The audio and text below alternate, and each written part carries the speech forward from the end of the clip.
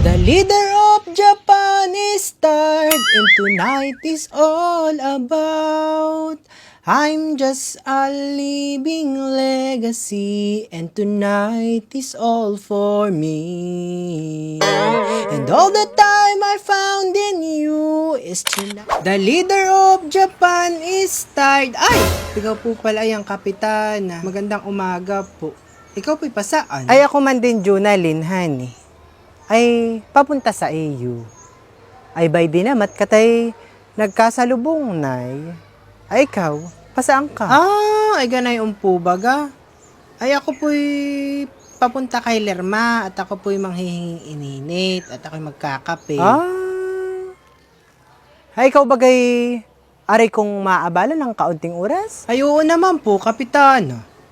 Ay bakit po kaya? Ay, ako lang ay may naisa ng itanong sa AU, Junalyn. Ay ano po, yung itatanong sa akin. Ay, may nakaabot lang sa akin, Junalyn, na nitong nakaraang araw daw ay ikaw ay nagkakaingay tungkol diyan sa programa ng DSWD, iyang 4-piece. At ang sabi pa nga raw ay ako daw ang iyong sinisisi kung bakit ikaw ay hindi napapasali. Siya nga, totoo ba gayon? Ay opo, kapitana. Totoo pong sinabi ko iyon. Ako naman po hindi tulad nung iba diyan na kapag nasugsog na itinatanggi yung mga inimik. Tsaka pakiwari ko naman po walang masama doon sa sinabi ko at yun naman po pati talaga'y totoo na ako'y hindi mo tinutulungang mapasali diyan sa lintik na programa ng DSWD ngayon.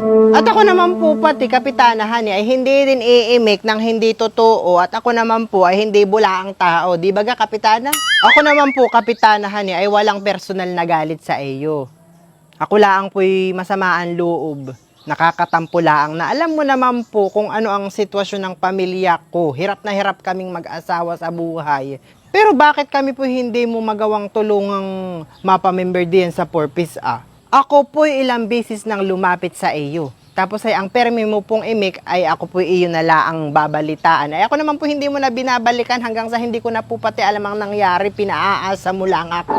Kung sa bagay, bago mo pa naman po ako tulungan, ay di syempre uunahin mo itong iyong mga kakilala, kaibigan ka, mag-anakan, di ba po? Ates! Ay anak, hey, kulang ang iyong kaalaman, Junalyn. Bakit ako ang siyang sisisihin mo kung bakit ikaw ay hindi napapasali sa 4-piece? Ay ako naman ay walang kinalaman doon. Hindi mo ba alam na hindi naman ako ang siyang nagdidesisyon kung sino ang isasalit hindi diyan sa programa ng DSWD? Sino bagang nag-i-interview? Ako baga? Ay di baga naman at hindi at mga taga-DSWD. Kaya huwag ako ang masisisisi mo kung bakit kayo hindi mapamimber-member diyan. Ay ganay po baga, kapitana. Ay pasensya ka na po. At hindi ko alam ay. Tsaka sabihin na nga po nating ganay na hindi ikaw ang nagdidesisyon kung sino ang dapat isali diyan sa programa ng DSWD Ay ako naman po'y nakatitiyak na ang mga taga-DSWD ay kasuyo mo. Ay gasino na pong ako iyong ipakisuyo. Ay naku, kapitana. Tayo nga po'y huwag na ditong maghambugan. Daming-dami mo pa di ang mga pakeme-kemero. Kahit naman po grade 2 lang ang natapos ko, kapitana honey, ay ako naman po'y nakakaintindi din.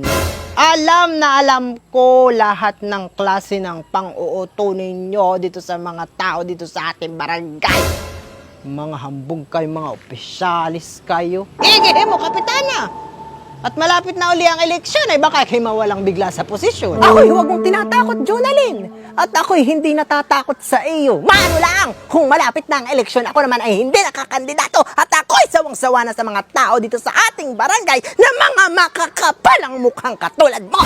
Kung makapagdemand kayo, akala ninyo kung sino kayo ay mamagkano lang naman ang honorarium ko dito sa ating barangay. Kaka-14,000 mahigit, kulang na kulang pa sa dami ng nanghihingi ng tulong. Kung minsan na ako'y abonado pa, hindi lang pati minsan buwan-buwan akong abonado. Ay ganoon po baga, kapitana, ang nangyayari. Kinakapos ka pa po sa honorarium mo din sa ating barangay sa dami ng nagsusulisit at kung minsan na ikay nakakapag-abono pa. Ay siya nga! Abonado pa ang barangay captain namin. Ay saan po ba gagaling iyong pinang-aabono huwag mo pong sasabihin iyay dukot bulsa. At ikaw naman po'y walang pagkukunan at ikaw naman po'y walang negosyo. Ano iyay galing din? Diyan sa pundo ng barangay na ibinaba ng munisipyo na imbes na gamitin sa mga proyekto, ay diyan nangangapasilid sa mga lentek na bulsa ninyo. Mga magnanakaw kayo, mga opisyalis kayo. Aba, Jonalyn, walang negosyo? Ay, anong tawag mo doon sa 7 ektarya kong palayan? Ay, oo nga po pala, ni Kapitana. Pasensya ka po at nawala sa isip ko na ikaw nga po pala ay may pag-aaring napakalawak na palayanan.